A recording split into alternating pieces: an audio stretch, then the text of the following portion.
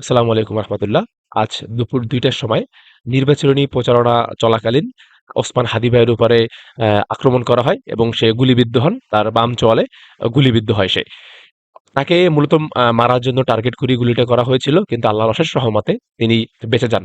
এবং আসলে ব্যাপারটা হচ্ছে ওসমান হাদি ভাই, তাকে যদি আমরা বলি, তিনি হচ্ছেন জুলাইয়ের একজন বড় কণ্ঠস্বর এবং তিনি ফেসিবাদী বিরোধী যে আন্দোলন হয়েছে, সেটা হোক এই নব্য ফেসিবাদী আন্দোলন বা ৫ই আগস্টের পূর্ববর্তী ফেসিবাদী আন্দোলন, প্রতিটা আন্দোলনে আমরা তার কাছ থেকে অনেক অনুপ্রেরণা পেয়েছি।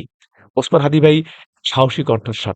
তো এই যে সাহসী কণ্ঠস্বর, এটাকে দমানোর জন্যই নব্য ফেসিবাদ আমরা বলি, অথবা ৫ই আগস্টের পূর্ববর্তী ফেসিবাদ বলি। ২ ফেসিবাদী এই কণ্ঠস্বরকে দমানোর জন্য অনেক উঠে পড়ে লেগেছে। কিভাবে এই কণ্ঠস্বরকে দমানো যায়? এই কণ্ঠস্বরকে দমাতে পারলেই তারা মনে করতেছে যে এই কণ্ঠস্বর যদি আমরা দমাতে পারি, তাহলে হয়তোবা এই আন্দোলন থেমে যাবে। অথবা এই কণ্ঠস্বরকে যদি থামাতে পারি, তাহলে হয়তোবা আমাদের বিরুদ্ধে কেউ আঙুল তুলবে না। তারা ভুলে গেছে যে এক হাদিকে যদি এরকম গুলি করা হয়, এরকম হাজার, হাজার হাদি এসে দাঁড়াবে। কণ্ঠস্বর রোকা যাবে না। যদি এইটা রোকা যেত, তাহলে জুলাইয়ে প্রায় ২,০০০ এর মতো মানুষ মারা গিয়েছিল। তাহলে বহুত আগেই এই আন্দোলন থেমে যেত। যতদূর আসতো না। তার মানে নব্য ফেসিবাদ বলি বা ফেসিবাদ যারা কায়েম করতে চায়, তারা হয়তোবা ভুলে যায় যে মানুষকে গুলি করলেই বা আঘাত করলেই মনে হয় যে তারা আ এ থেমে যাবে। আসলে যে এটা কখনোই হয় না। বরং এই গুলি করার ইফেক্টে আরো বেশি পরিমাণে যে তাদের বিরুদ্ধে অ্যাকশন নেওয়া হবে, এটা তারা হয়তোবা বুঝে উঠতে পারে নাই।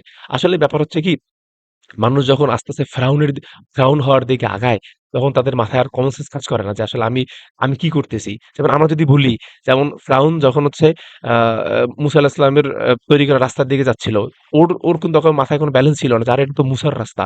এই রাস্তায় আমি কেন যাই? এই রাস্তায় যদি আমি যাই, মুসা আমাকে কোলাপস করতে পারে। ওর কথা মাথায় হুঁশ ছিল না। কারণ ও নিজেকে সর্বশ্রেষ্ঠ মনে করে। সেম ফেসিবাদীরা যারা তারা ভাবে যে হয়তোবা হাদীকে গুলি করছি, তার মানে হয়তো হাদী থেমে যাবে। আরেকটা গুলি করব। এভাবে যে হয় না, আল্লাহ রাব্বুল আলামিন যেভাবে করে না, এটা আসলে ভুলে যায়। আমাদের ইন্টারিম গভর্নমেন্টের কাছে একটা প্রশ্নই থাকবে এবং একটাই থাকবে যে এই কাজগুলো আসলে কারা করেছে? এর বিরুদ্ধে ইন্ধনদাতা কারা? এবার যদি কোন বিদেশি শক্তির হাত থাকে, এই বিরুদ্ধে যদি কোন ব্যক্তির হাত থাকে, এবং এই শক্তি আসলে কোন শক্তি, এই শক্তিকে আগে ডিফাইন করা হোক এবং এই শক্তিকে বাংলাদেশের মানুষের সামনে উন্মুক্ত করা হোক এবং এই শক্তির দ্রুত বিচার করা হোক। এমন যেন না হয় যে এই শক্তি নিয়ে আর কখনো করতে পারে এবং এই শক্তি যারা কখনো মাথাচাড়া দিয়ে না উঠতে পারে। এই আজকে যারা হাদি ভাইয়ের উপরে গুলি চালিয়েছে, এরা কালকে অন্য একটা প্রচারণার উপরে চালাবে এবং এরা একেকটা পার পেয়ে যাবে এবং একেকভাবে কার্যক্রম চালাবে এবং বাংলাদেশের অগ্রযাত্রায় বাধাগ্রস্ত করবে। তাই আমাদের এইটা সর্বস্তর থেকে প্রতিবাদ করা উচিত। এরকম আজকে হাদি ভাইয়ের উপর হয়েছে, কালকে অন্য একজনের উপর হবে।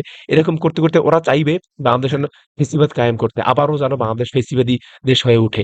আমরা ইনশাআল্লাহ, ইনশাআল্লাহ, ইনশাআল্লাহ আমাদের জীবনের স্বার্থে, আমাদের এক বিন্দু রক্তস্বার্থেও আমরা কখনোই বাংলাদেশকে আবার ফেসিবাদী হতে দিব না ইনশাআল্লাহ। আসসালামু আলাইকুম ওয়া রাহমাতুল্লাহি ওয়া বারাকাতুহু।